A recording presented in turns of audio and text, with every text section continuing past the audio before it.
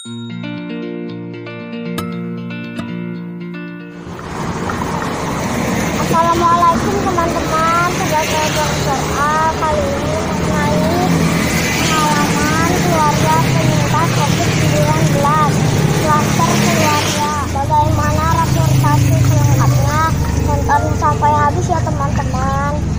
Sekarang kita boleh saya kasih berita.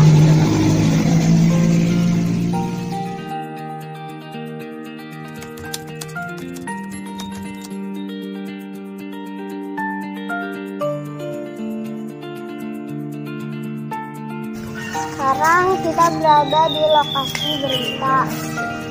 Ayo kita masuk. Assalamualaikum.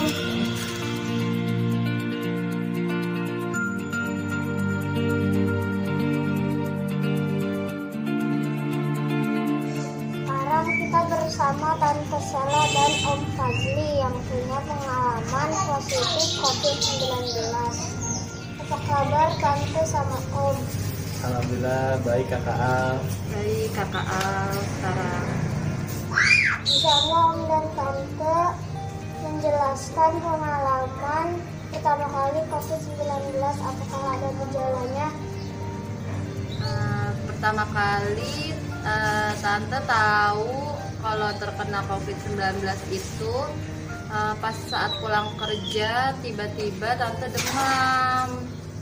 Jadi keesokan harinya Tante memutuskan untuk pergi ke dokter dan mengecek kenapa terjadinya demam gitu. Terus pas di dokter menyarankan untuk di antigen. Setelah di antigen ternyata positif COVID. Jadi ada gejalanya. Gejalanya itu demam, tenggorokannya sakit, badannya lemes, terusnya pada sakit-sakit badannya. Kalau Tante, kalau Om gimana? Kalau Om awalnya Om OTG. Jadi waktu pas hari pertama teridentifikasi COVID, Om langsung antar Tante ke klinik. Nah, pas Tante sama anak Om jadi kakak Kenan itu positif COVID, langsung Om sama Ade Jafran sama Mbak yang jaga di rumah sama orang tua Om akhirnya ikut swab juga. Alhamdulillah dikasih rezeki sakit dari Allah, ya udah positif akhirnya. Jadi total keluarga Tante berapa orang yang positif COVID-19? Totalnya ada 9 orang, yaitu Tante, Om, Kakak Kenan, adik Zafran, Mbak yang jaga, Oma Opa, sama 2 omnya Kakak Kenan dan sama adik Zafran gitu. Ada yang dilakukan selama isolasi di rumah sakit. Selama di rumah sakit pertama kali kita datang itu kita langsung dites toraks dan ambil darah. Dari situ baru kita masuk ke ruangan. Pas masuk ke ruangan rumah sakit itu kita langsung diinfus. Terus setelah diinfus udah sih tiduran aja tuh, diinfus udah masuk ke kamar. 6 hari di rumah sakit, akhirnya dijadwalin lagi untuk PCR yang kedua kali.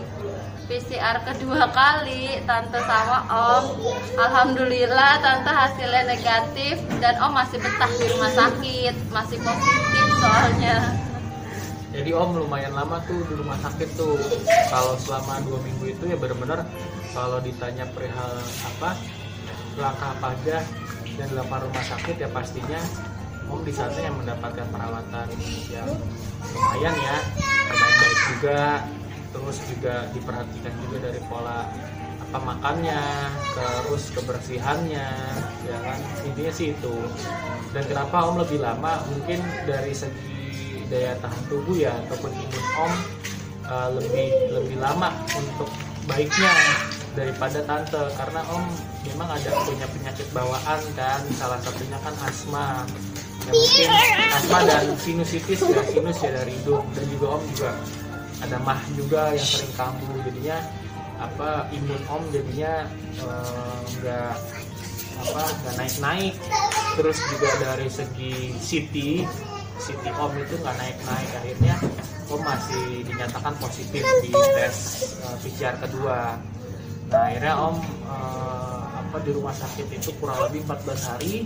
Pas di waktu 14 hari tes PCR ketiga itu Om akhirnya dijadwalkan lagi, dan alhamdulillah sudah dinyatakan sembuh dari pihak rumah sakit, dan alhamdulillah Om setelah 14 hari boleh pulang. Kayak gitu sih pengalaman selama di rumah sakit. Ini pertanyaan terakhir untuk Om dan Tante.